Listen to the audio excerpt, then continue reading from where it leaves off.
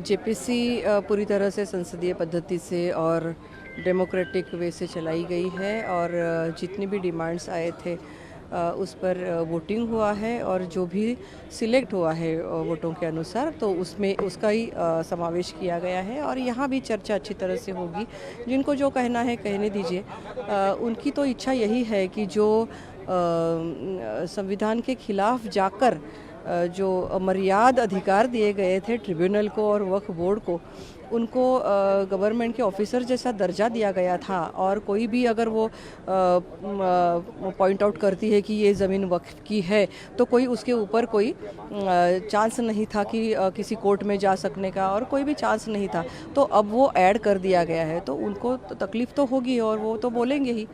लेकिन वो कह रहे हैं कि एक रिलीजन की ज़मीन हड़पने की कोशिश है, बिल के बहाने उनको टारगेट किया। बिल्कुल नहीं।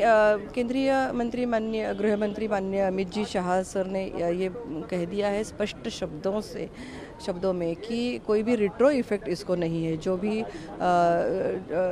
वक्फ बाय यूज़र लैंड है, जो मस्जिद है, ग्रेवयार्ड्स है, जहाँ डिस्प्यूट नहीं है, गवर्नमेंट की लैंड नहीं है, तो वो एक्वायर करने वाले है नहीं।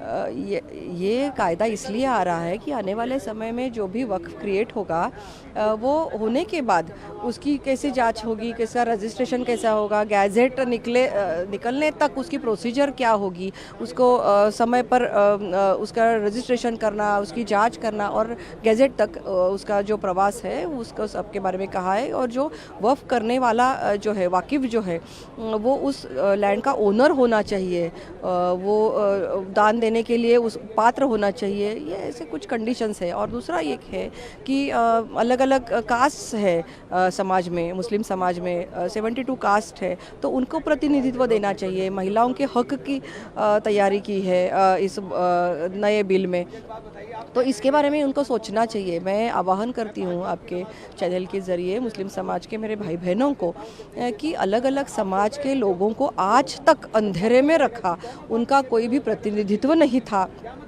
बहुत सारे ऐसी प्रॉपर्टी है, इनकम बहुत सारा है, तो उनको मुतवल्ली ट्रांसपेरेंटली कहते भी नहीं थे। तो ये ट्रांसपेरेंसी आए, इसका फ़ायदा समाज के अन्य लोगों तक जाए, पहुँचे, उनके एजुकेशन के लिए, उनके स्वास्थ्य के लिए कोई सुविधा हो, इसलिए ये कानून बनने जा रहा है।